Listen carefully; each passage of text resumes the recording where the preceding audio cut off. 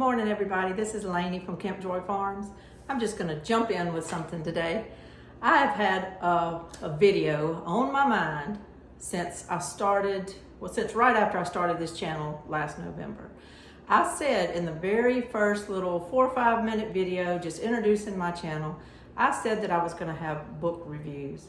And I haven't really done that at all.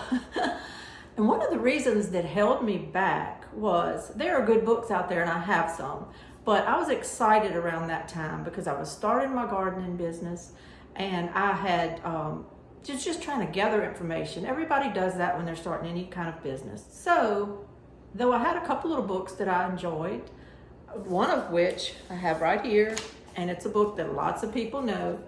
It's called The Market Gardener. John Martin Fortier shows in this book, and it's a great book to have if you're getting started in any type of market gardening. He shows how to do it. That's what I liked about this book. You don't have to do everything in it. You don't have to follow his exact model, but the man gives you information. He gives you information. He tells you their story. He tells you things they did right, things they did wrong. He gives you graphs. He gives you charts. He shows you what he plants and when, and it's just chock full of information. You can adjust to your own climate. You can adjust to your, like me, I'm just a single person doing this, where he and his wife did this, and at first, and that was all there was. They do have interns and people that help them now. But you can adjust, you can scale the book, but the book is so full of information that it's wonderful. What happened was I got excited and I ordered 3 or 4 books from a publishing company. They had a half off sale, and the book sounded so good. And one of the books that I ordered was Joel Salatin's designs.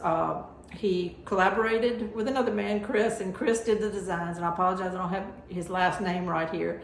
But they did all these designs for all kind of things, from chicken coops, just on and on and on. Anything you would want for your farm or your homestead, they did the designs. And the book's about a $90 book that I got half off.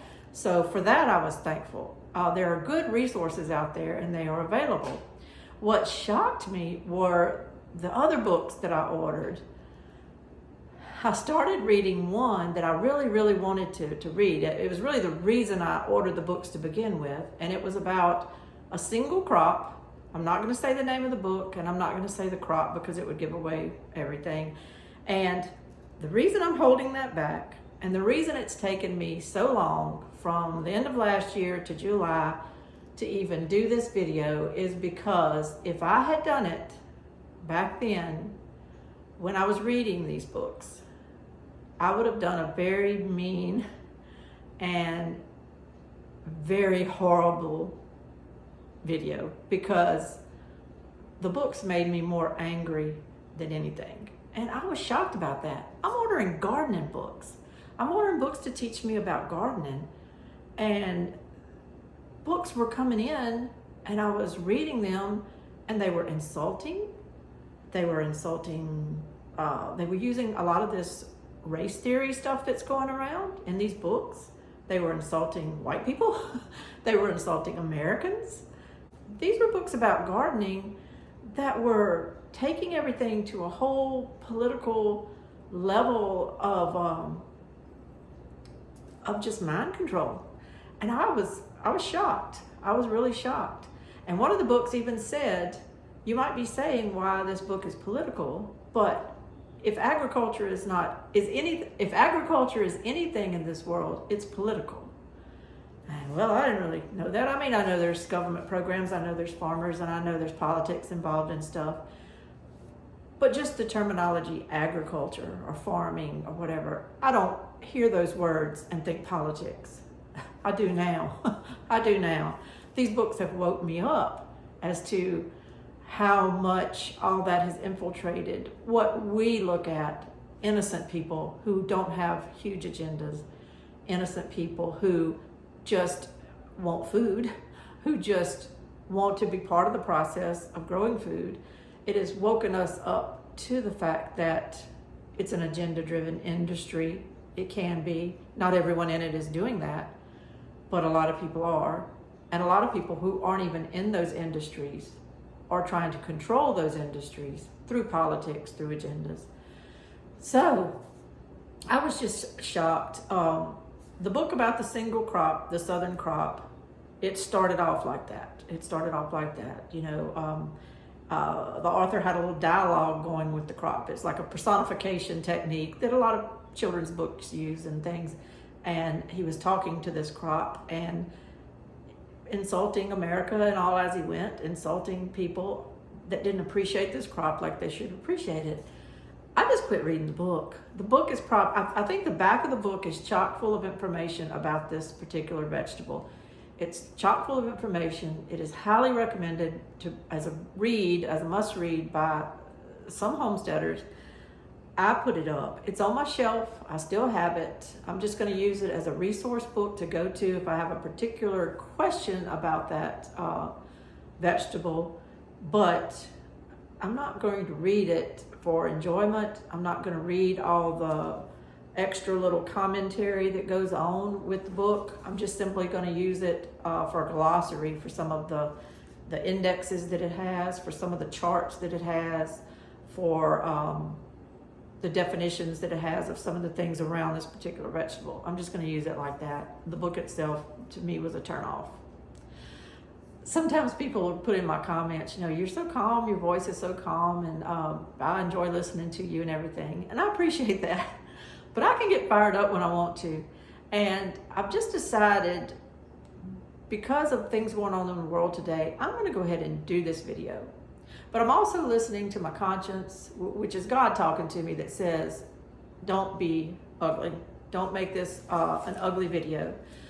And I understand that. That's not who I want to be. I don't want to be one of those that goes out there and just lambasts and fights the world and everything. That's not what I want to be.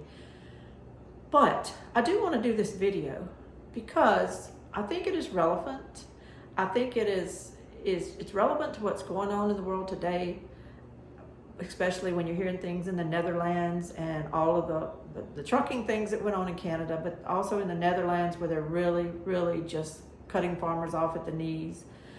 And I think, I don't mind going there sometimes. I don't mind just going there on some topics. I've done it before on some other topics, and I just think people need to kind of speak up. It can't always be lollipops and cupcakes. It just can't always be like that. So I'm going to just be honest with you.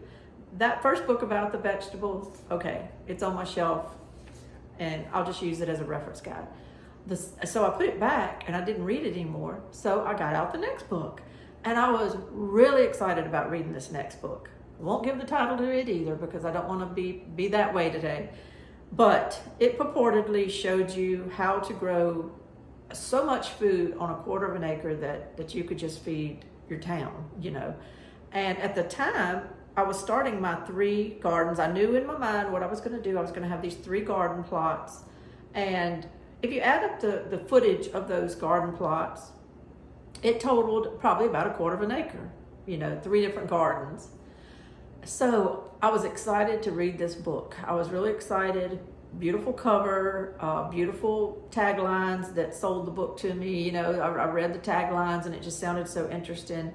And I was prepared to get this book and just take in information, just take it in. I was such a sponge last fall to get my business going and just take this information in. And I was floored. What I ended up getting in that book was a communist, socialist manifesto book. It just shocked me.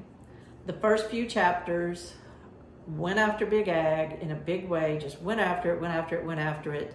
But the headlines, how they put little italicized headlines at the top of chapters before the actual bold print chapter will show at the start. Well, those taglines would be all about bad white people. Bad white people. Next chapter, bad white people. Next chapter, tagline, bad white people. And I was like, here I go again. Can no one write a book in agriculture today without doing all this? without feeling like they have to have a little glossary of all the code words that they need to use to be considered woke and in? Can they not write a book without doing that?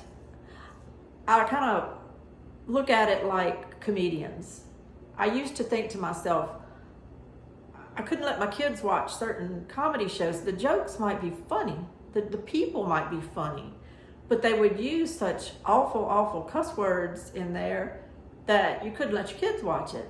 And I would always think to myself, can a comedian not just be funny on their own? Do they have to use all those bad words? Do they have to? I mean, can they not be funny on their own?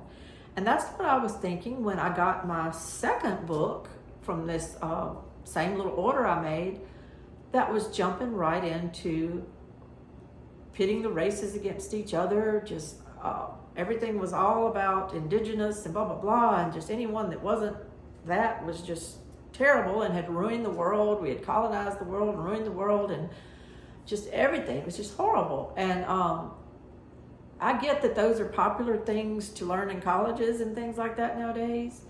But if you want to pay college tuition and go learn that, knock yourself out. I don't want to pay for books that are like that. If you're like that, just advertise you're like that. Don't advertise you're teaching me about gardening. And that was what made me so mad towards it. I kept reading the book because I'm like, okay, I'm going to just get through it. Let me just push through all this political mumbo jumbo. Let me just push through their United Nations statistics. Let me just push through their little recommendations by other authors at the beginning of the book that called them a New World Order type of thinking book. Should have known then to run, but I didn't. And I thought, let me just push through and push through and push through, because ultimately I just want to learn about gardening. I just want to learn how to grow a whole lot of stuff on a quarter of an acre. That's all I want to know. So I pushed through, and it never ended. It never ended. The book never taught me how to garden. The book was misrepresented. Let me just say that, and I'm being kind to say that. Let me just say that. First of all, their quarter acre was actual bed space that the plants actually got planted in. No rows were included in the quarter of an acre figure. No edges around gardens. No tables, no storage sheds, no anything. So really it was a lot bigger space that was involved, because you always have paths and walkways to get from this row to that row, or this, even if you have raised beds and stuff, you still have to walk around them. So none of that was included. So it really wasn't on a quarter of an acre as we would visualize a quarter of an acre. It was on a much bigger, it involved tunnels and greenhouses and everything. And but even in those, they only counted the space that was actually had a plant in it, nothing else. So it was actually a whole lot bigger operation than that. And so anyway, and that's fine. Okay, just call your book an acre. You know, we learned how to feed everybody on an acre. Okay, that's fine. But I didn't learn how to do anything. They never actually taught me anything. They started talking about how there was a study going on about their property and their farming techniques because they were so great. And the study wasn't done yet. So they couldn't release all the results because the study wasn't done yet. So you never really knew anything. And it was so funny. The only pictures of vegetables might have been just like them holding a vegetable. They never actually showed in all their pictures a picture of their garden and how things were planted. They told you they were benefiting from this unique ways of companion planting and just, you know, putting a lot of things in beds and utilizing every inch of the space. But they showed it to you from a drone shot that was 300 feet high. You couldn't tell a carrot from a cornstalk. You couldn't tell anything from those drone shots. And what they were really proud of with those drone shots was you saw how everything was kind of, some of their gardens are aligned in these circular weird patterns to mimic Mayan gods or whatever. And, you know, nothing we would do in our own homes. It was a joke. It was a joke. Another thing that held me, and I'm saying this and probably, you know, some people will get well, I'm not going to use the name, so maybe I won't get too in trouble, but another reason I bought the book is it was because it was so highly touted by a major name in gardening in America. That person wrote the foreword to the book. That person touted the book. I read the foreword before I read the book, so I was ready. I was ready. And I just have to disagree. I think that person was probably invited to write the foreword to the book, and they wrote it based on their knowledge of these people because I know that this person visited their farm and toured their gardens, and I know that they're personal acquaintances, so I believe he might have been just blown away by their actual gardens, and I think in all honesty and in all humility, he wrote a very good foreword for their book.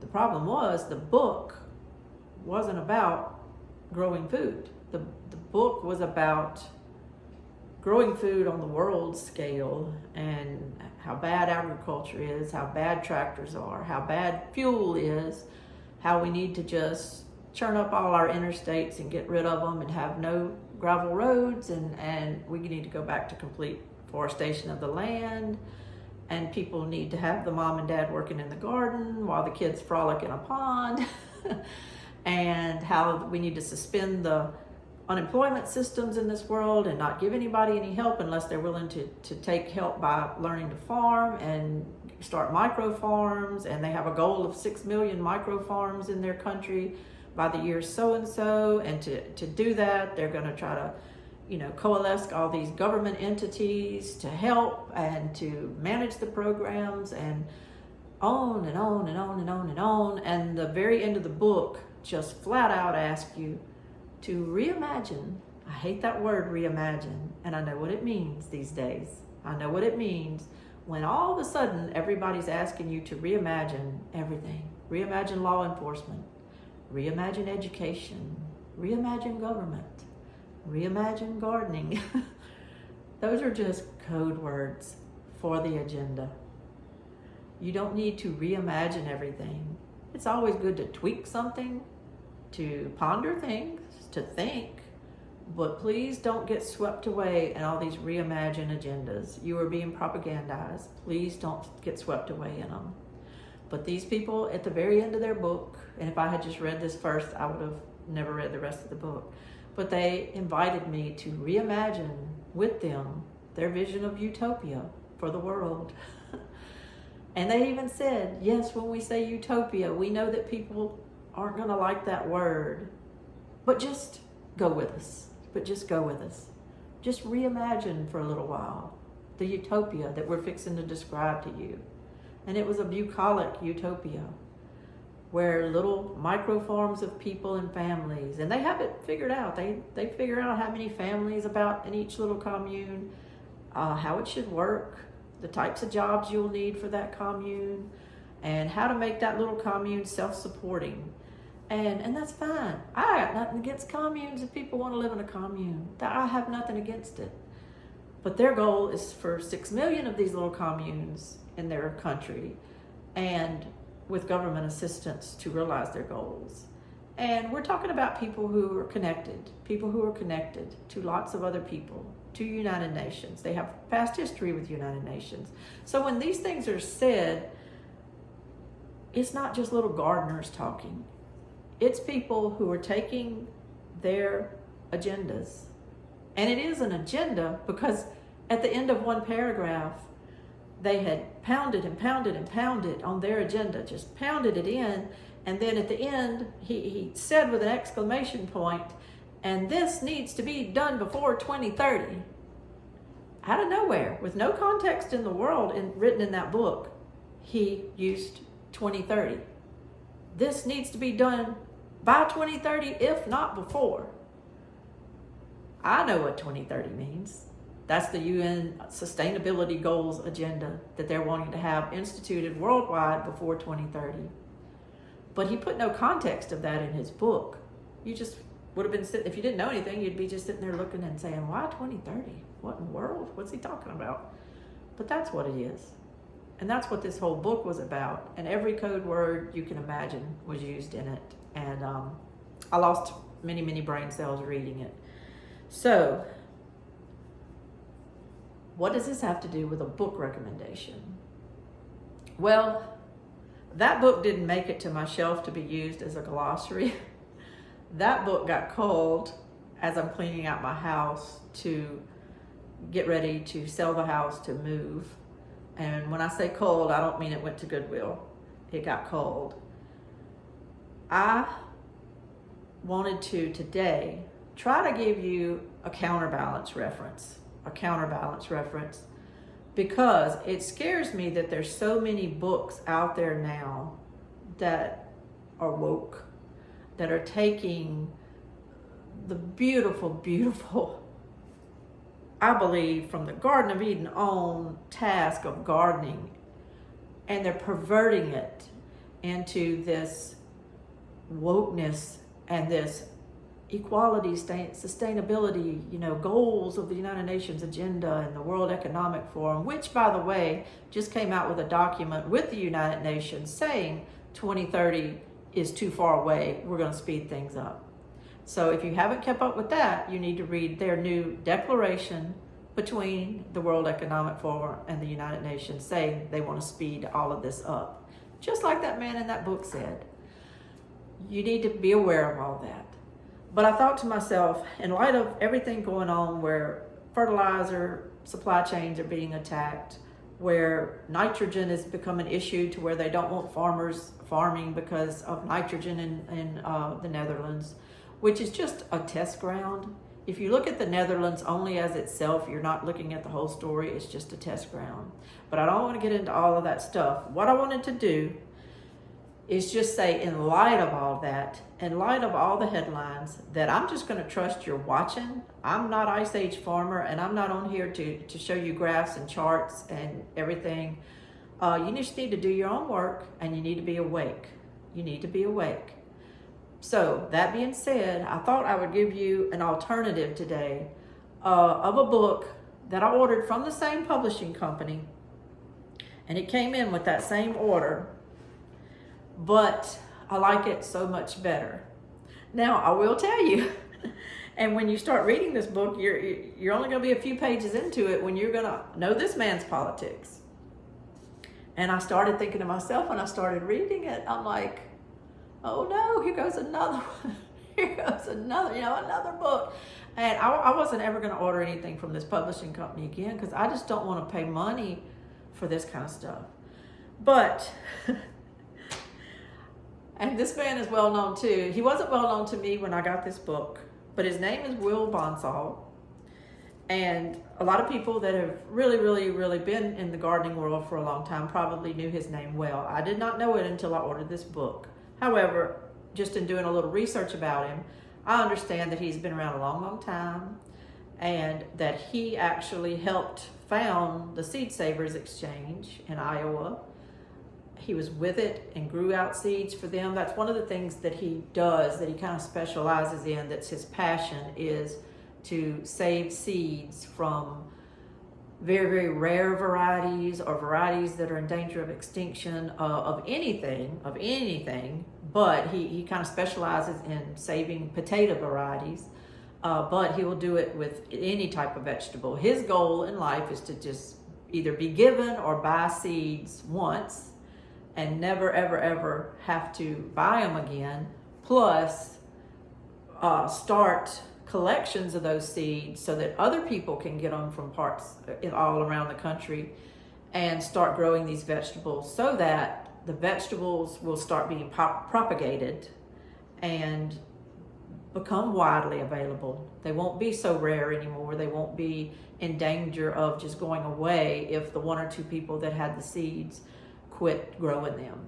So I commend him for that. And in that vein, he started something called the Scatter Seed Project, where that's what he's doing. It's starting these seeds, getting them into the hands of other people that can keep them going, and building this bank of seeds that is extensive. That's all I can say. I'm not going to bore you with numbers of how many seeds and stuff, but it's extensive. So that's the work he does. But you don't have to share my politics for me to buy your book or for me to like your book. I don't care if you're on my side or not. I do care when you start insulting my race, because I didn't do anything to anybody, but I did spend money on your book, and I don't want to read it and get insulted. I do get offended when you have an anti-American sentiment. I love my country. I love it. I think we have criminals running it right now. We're in a bad place. But I love my country. I will always love my country. And I don't want to pay you money to insult my beautiful country. If you have an issue with the government, with an agency, with a politician, with a regulation, nobody likes regulations. If you have an issue with any of that, address it. We might even agree on all that. But don't insult my country. Don't insult the fact that we're free, we're capitalist, as if capitalism is just ruining the world. There's crony capitalism. There's loopholes that a lot of people exploit to exploit capitalism that's bad. Those loopholes are there because crony politicians that are looking out for their own interest and the interest of their donors put them in our tax laws and in our laws. That's not my fault. And that's not the fault of all the good people in America. And our system as a whole can stand. We have to weed out some of that bad stuff. And I think it's begun. I think the weeding has begun. It might not look like it right now, but a lot more people are awake than they were before. And things can't be done in the back room in a big haze of smoke like they used to be with a bunch of cigar men. Things are being done now to make a lot of things come to light. So don't write your books and talk bad about America. I won't buy another one of your books. And if your living is based on people buying your books because they like you so much, you'll only fool me once. I won't buy another book. But what I liked about William Bonsall, I don't mean to get off on tangents. I'm just trying to explain my thinking when I'm giving you this book review, because when you do start reading it, you are going to see some of his politics. But what I like about him, and he and I probably wouldn't agree on a lot of things, but we probably could sit there and talk for 10 hours about gardening. I like the man. I just like him because he's not extremely, I mean, he's in his 70s, but he's kind of like a little gripey curmudgeon type man. He don't like Republicans, but he don't really like liberals either. He doesn't like conservatives, but he doesn't like leftist ideas and Marxism or anything either. He knows we need some regulation, but he doesn't want the government up in his business. And I like that. To me, and I don't know him personally, and people that do might argue with me, but just from what I can gather by his book, which is where people reveal kind of themselves, to me, he reminds me just of one of those beginning Americans that was just free to think. This whole book is his thoughts on everything, from gardening to minerals to seeds to the way to eat, which is his preference, not mine. He's a vegan. He doesn't eat anything that has anything to do with an animal. I love me a steak. So we're different people, but he doesn't knock you over the head with all of it. He just explains his thinking, and he explains sometimes that he might have used to have been this way, or used to have been that way, or used to think this way or that way. And he gives his thought process on how he evolved into thinking the way he does now. And I can understand that. I can agree with that. He gives ideas. He gives charts. He gives graphs. I got none of that from the other book. This is the book right here, and it's called Will Bonsall's Essential Guide to Radical Self-Reliant Gardening. You can see the whole book there. And he loves to just be on his property. He loves to just do his thing. He could make a whole lot of money if he went off of his property more and did a lot of speaking and did a lot of traveling. And he's done some of that. But mostly he just likes to be on his own garden.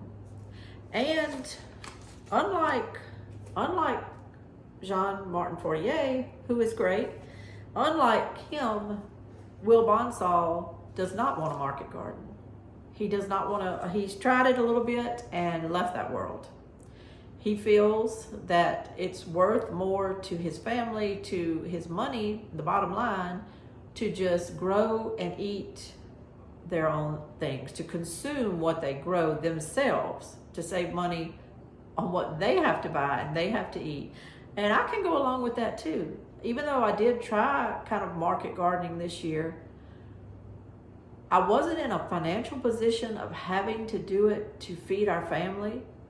So I was just doing it more to have that selling experience, that growing and selling experience, to visit with people, because as I've said, our lives have been kind of different since Richard's stroke. We're home a lot. We don't see as many people as we used to do. And I thoroughly just enjoyed visiting with people when I was selling this spring. But was I making a ton of money? No. People were very generous. They would overpay me sometimes.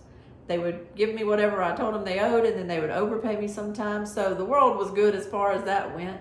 But when you actually looked at it, I would have done much better to just turn around and can all that stuff or freeze all that stuff, or grow just the items I really wanted versus items that the market wanted. I just feel like Will Bonsall is probably right in that respect. Unless you're going to kick it up and scale it up to such a level that you have other employees helping, you can pay employees, you can have contracts with grocery stores or restaurants and things like that. Unless you can kick it up to that level, it may not be worth it. If you're just a one person like me trying to do a garden and trying to sell some tomatoes and cucumbers and corn and things like that, it may be worth it just to grow for your own self. I don't know, but that's his theory, and I'm kind of for that. But I do like the fact that in some ways he's just kind of an Archie Bunker type person that doesn't really seem to like anybody. Except he does talk very, very fondly about people that live up in Maine, where he's from, and who he remembers, and relatives of his. And I love listening to his stories. He's kind of like me. He doesn't just sit here and give you a bunch of facts and information. He tells a lot of stories and how he came to these thoughts and these conclusions. And whenever you do that and your heart is in a good place, his heart was in wanting to teach me, the reader, about gardening, about soil, about crops and grains and legumes, and he wanted to teach about those things. He wasn't trying to propagandize me. I knew his thoughts on some things, but he wasn't trying to propagandize me. And I thank him for that. I appreciate Will Bonsall for just being who he was and being honest. And that's why I'm recommending this book. He spared no time in making sure this book was full of graphs. It had beautiful pictures. It had tons of pictures, ground level, not drone level, but ground level, on what he grows, how to grow it, what he companion plants, did it work, did it not work, what flowers he likes to kind of throw out around in his garden, what he does.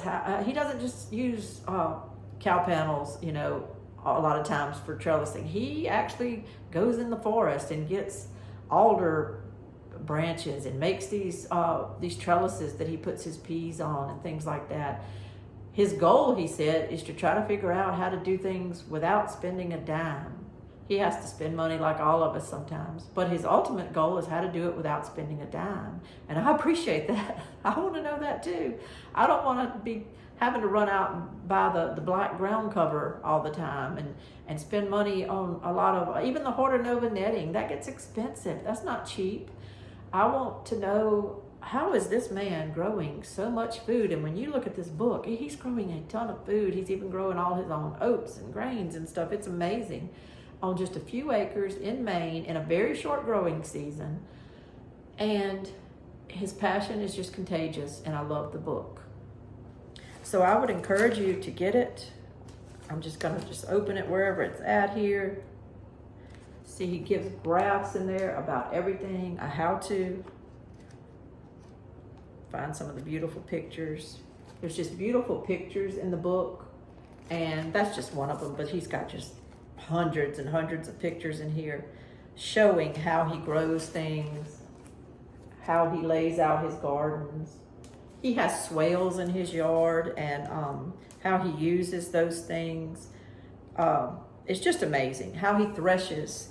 I'm going to give you just a quick rundown, just a very quick rundown of just the contents of his book, because I feel like this book is like owning an encyclopedia, and I have run back to it to look up things, and I know that I will in the future, especially since I'm moving to a property that's a little more akin to the way he lives. I'm going to have trees, woods, there's leaf debris where I'm going. He loves leaves. He loves using leaves as mulch. I have none of that here where I live. I have no natural mulches except grass clippings where I live, and a little tiny bit of pine straw.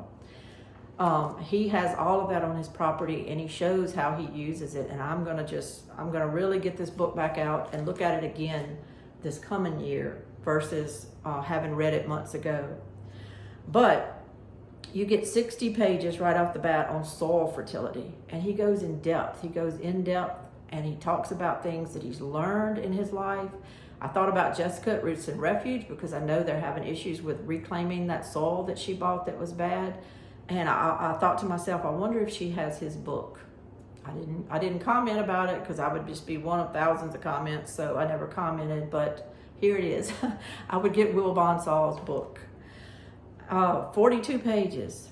Well, let me go back to the soil fertility. He talks about composting. He talks about green manures, which are cover crops, which I really didn't understand what green manures were until I read The Market Gardener. But Will Bonsall goes more in depth on all the cover crops and the good and the bad and the wise. He talks about mulch. His favorite thing is ramiol wood chips, sticks and all that are chopped up really fine, and ramiol wood chips. And he loves leaves, but particularly maple leaves. He actually uses the maple leaves, I believe, to store a lot of his vegetables in, and it keeps them fresh until the spring. He goes extensively into minerals. He lives actually on like some dirt that's on top of a glacier rock, and he gets a lot of these natural minerals in his soil, and he's really studied the good and bad of all that and how to make the best of his garden with these minerals. He talks about grassland improvements, and he just feels like you need to know what to do so that your soil is never bare. He says to leave your soil bare with nothing on it is sinful. So you need to constantly know how to keep that soil covered, whether it's with the mulches or with the grasses, the grains, the green manures, keep them covered. Then you go into 42 pages on seeds and seed saving. And I learned more from him in words I could understand about seed saving than I've learned from any other book I have. And I have one of the more popular books on seed saving, but to me it's a little bit complicated. His was more told in the form of stories, so I tend to just digest that better. But he talks about seed propagation, how to pollinate, when and how to isolate. He goes real deep into biennials, which are plants that can kind of overwinter. They'll die out the next year. They're not perennials, but how to save seeds for those, how not to give up on them after just one season. You can get them into that next season. So he goes into talking about those, the pests that attack seeds, how to collect and store seeds, both in wet and dry methods. And that taught me a whole lot. He talks about the pros and the cons of hybrid seeds, and he looks at it open-mindedly, and he gives you the good and bad, which I appreciated. He goes into also talking about how to graft trees and all. I probably skipped this section at that time because I was just worried more about my gardening, but grafting trees and doing things with trees and the root stocks and all is something I do want to learn about. I've just had to kind of compartmentalize to get through what I needed to get through, but I do want to learn about that, and I'm going to use his book as definitely as a reference when I start really learning about that. I do have some fruit trees on the property where I'm going, and I do want to put a lot more. So then he goes into a complete 148 pages on crops. vegetables, he just goes into detail on all kinds of vegetables that he's grown, and it is very interesting. He shows pictures of the vegetables and gives you tons of details on them. He goes into grains, and then he talks about something which I had never heard in any other book I read. He talks about constantly about growing pulses. Well, what was that? I mean, I didn't understand what he was talking. I think of pulsing of a blender. That's what I think about when I hear pulses. But all it means is legumes, and he's talking about drying legumes, which are beans, runner beans, field peas, fabas, it's chickpeas and soybeans. He grows tons of things like that and lets them go to the dry stage, and then he has them there, and he uses them for a lot of different reasons. And they're a critical source of protein, so because he's not getting proteins from meats and meat sources, I don't even know if he eats eggs. I think he doesn't eat eggs because they're from a chicken. So it's just funny. For a vegan, this is something y'all understand. For me, it's a little bit, I have to think about it because I don't eat that way. But you have to get your protein sources in certain ways. So he goes extensively into growing those type of crops and what he does with them. Then he talks about another thing that I'd never heard in any other book, and that is growing seeds just to use to make, at first he started making oil out of them, just pressing them to make oil. But then he realized he was just throwing all these little scraps from the seeds to his chickens, these oil cakes and stuff, and he started realizing that was just such a waste. So now what he basically does is he grinds the seeds in a certain ways to make these oil seeds, he calls them, but then he uses the whole composition of what he ground up as his oil to make stuff. So he ends up with the whole ground up oil seed in there in his food, but he also gets all the nutrition from it, all the fiber, and he has said this has really been a radical thing that he has started doing. He uses seeds like sunflowers. He uses a lot of seeds, pepitase seeds, which is pumpkin seeds. He uses a lot of those. Flax, poppies, hazelnut, pine nuts, and a plant I never heard of, but he goes into extent on how to grow it and what it's for. But he says it's sometimes called a garden almond or a tiger plant, but it's a plant called chufa, and he uses it a lot to make his oil seeds out of. So that's something I'd never heard before. He talks about growing permacrops, which he describes as things like chestnuts, acorns, and hazelnuts for human consumption. He does not really agree with running your animals all in your property to consume all the acorns and all that kind of stuff that are around your trees. He believes in kind of growing them for human consumption. You can have different sides of the fence for that. I watched a man who I completely agree with the other day that says that's his natural way of feeding his pigs. He doesn't have to spend a lot of money on it. He lets them have free range to do all that, and it makes his trees healthier. That's his experience. Will Bonsall's experience is that it tears up your forest. So whatever way you want to look at it, at least your mind is learning the different things and the different ways to look at this, because you might have the trees and the nuts at your house and you don't have pigs. Well, he's kind of telling you how to use these as a nutritional permacrop. Even acorns. He says acorns are not necessarily something we want to eat all the time or we even think about eating. We think of them as squirrel food, but he eats them, and he tells about how he processes them and what they're good for in your body. So it's very interesting. And then it goes on to 40 pages just talking about the garden. It talks about the land, how to pick good land, how to utilize your land. He talks about how to garden in smaller footprints, which is what I wanted to know about when I bought all these books last year. Didn't learn a thing in that other book, but he shows it. He shows his plants. He shows his pictures. He talks about it. He actually tells you how to companion plant.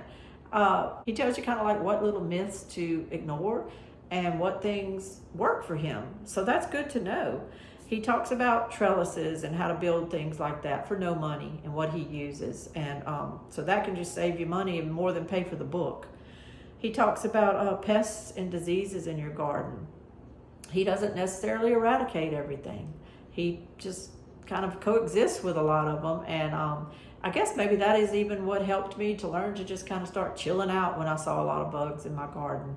I used to listen to things, and the first thing you would hear would be their recommendation of what to spray. And I started realizing, though, when I started gardening, that if you spend so much on your soil, and then you're spending so much on your sprays, and then, you know, there's a cost for canning and jars. And I thought to myself, how can this ever be economical if you're spending all the time? So when I got Will's book, it was like a breath of fresh air coming from somebody who's had tons of success to talk to me in such a way that shows you how to not spend money and how you don't need to, instead of just always recommending a product to you. So I appreciated that.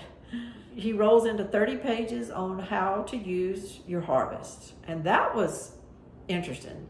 Don't just tell me how to grow oats. Tell me what you do with those oats when you grow them. Do you just cut them with a scythe and turn around and feed them to a horse? Or, you know, he doesn't have horses. So he tells you how he uses all of these things, how he uses his grains and his barley and everything. He tells you how he uses them, what to do with them, how to mill them, bake them, sprout them, what all he does. It's so interesting. He tells you how to freeze things and ferment things, and how he dries things, which he doesn't have central air and heat in his cabin. He has a wood stove, and a lot of times they just hang dried screens, like a screen with wood around it to make a frame, and they'll put corn on that and hang it up from their ceiling in the air above that wood stove area, and it dries until they can put it away in jars or sacks or however he stores it. And it was very, very eye-opening to see how easy it is that he does these things with apple slices and everything. Very, very interesting. It shows you how they probably did it back in the older days, and that, unfortunately, might be good knowledge for all of us when they're talking about energy crisis and things like that. It might be great knowledge to have, how to actually store and put up all of these things. Not just store and put it up now while you have electricity, so you'll have it when you don't, but how to do it when you just don't. Or you don't want to spend the extra electricity. You just know how to put it up without using it. So that is all wonderful information. And then at the end, he gives an appendix where he talks about any tools he uses, where he got it, if he paid for it. Some things he just fabricates. And then he gives you resources for anything that he mentions in this book. He gives you resources for a lot of places to go get your seeds, a lot of different places to do research on items. So the book itself is just absolutely fabulous. Don't be discouraged if you've bought books in the last few years that are just so desperately trying to please a climate crowd. I don't want to buy those books anymore. I will remember those authors, and I will not be buying another one unless I find out that somehow that book changed and that it's a really good reference.